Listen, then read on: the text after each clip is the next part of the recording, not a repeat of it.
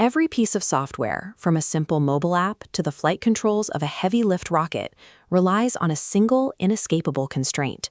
Physical hardware can only process two states, true or false, 1 or 0. To execute this logic, engineers use microscopic electronic devices called logic gates. Whether you are typing on a pocket calculator or routing signals through a massive FPGA, these gates physically evaluate those ones and zeros to produce a discrete output. Across all of modern hardware, there are exactly 7 fundamental logic gates. They serve as the atomic building blocks of all computation.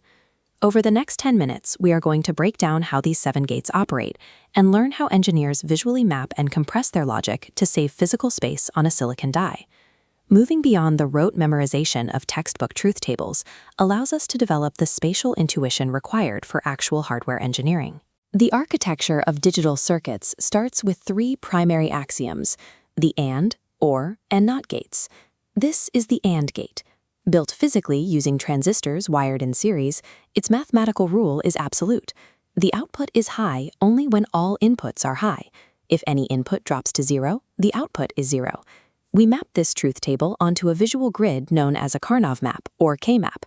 For the AND gate, this results in a single valid state, plotted here at the intersection where both inputs A and B equal 1. The OR gate operates on a parallel transistor setup. Here, the condition is relaxed. The output registers as high if at least one input is high. Plotting the OR gate yields a different geometry on the K-map. We see a larger grouping of valid states, capturing every scenario except the exact coordinate where all inputs are low. The third axiom is the NOT gate, or inverter. It takes a single input and flips it. That small output bubble indicates complementary logic, turning a 1 into a 0 and a 0 into a 1. These 3 operations express perfect mathematical logic. However, manufacturing a real-world processor out of these basic gates consumes excess physical area. It is easy to assume that basic gates are the most frequently used components in actual processors. They are not. In CMOS chip manufacturing, engineers rely on universal gates. These single component types are versatile enough to construct any logic circuit on their own. The first is the NAND gate. It combines an AND operation with an inverted output, indicated by the bubble.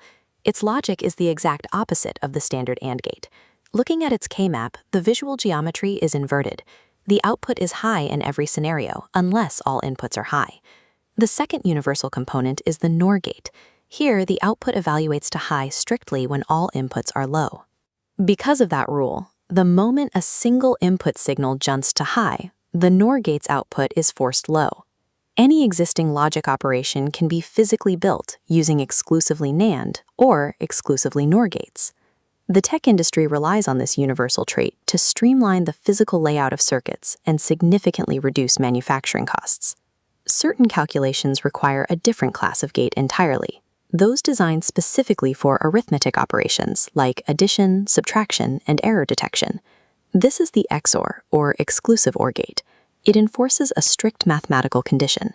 The output goes high only when an odd number of inputs are high. If the inputs match, the output drops to 0. This creates a distinct visual pattern on the K-map. The diagonal, checkerboard arrangement of the ones means the logic terms are fully disconnected and cannot be mathematically simplified any further. Its complement is the XNOR gate. By inverting the output, this gate verifies when both inputs are identical, making it the primary component in digital equality comparators. As expected, the XNOR K-map displays an inverted checkerboard geometry compared to the XOR. These specific parity checkers are essential for ensuring data integrity. Aerospace organizations route telemetry through these configurations to detect bit flips during satellite transmissions. While highly capable, the unsimplifiable visual patterns of arithmetic gates present a problem. When building dense, multivariable logic boards, engineers require a method to optimize these complex grids. In practical engineering, certain input combinations will physically never occur within a specific system. Consider the binary-coded decimal framework, which restricts data to the base 10 digits of 0 through 9. In this system, any input corresponding to the decimal values of 10 through 15 is invalid by definition. This is a 4-variable Karnaugh map showing the logic for the most significant bit of a BCD conversion. Those impossible inputs still occupy logical space on our grid. We mark them with a red X. In digital logic, these are called don't care conditions. The rule for these states is highly flexible. Covering a don't care cell is optional, but you are allowed to group it with adjacent ones if it helps create a larger continuous block. If we ignore the don't cares entirely, we are forced to isolate the actual ones into small, fractured pairs. This yields a mathematically complex equation. By treating these impossible red X's as valid ones, we bridge the gap. We expand our logic mapping into a massive continuous block of 4.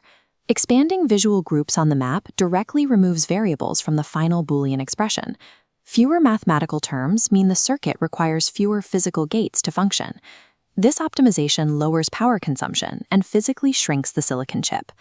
Let's test this intuition against the standard of top-tier engineering exams, like GATE. We have 7 structural pillars: the basic axioms of AND, OR, and NOT, the highly efficient universal gates, NAND and NOR, and the specialized arithmetic operators, XOR and XNOR. Here is the first common exam trap, recalling the Boolean expression for the XNOR gate.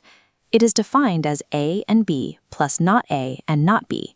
Understanding the visual checkerboard pattern makes this equation intuitive rather than a rote memory exercise. The second trap involves optimization rules.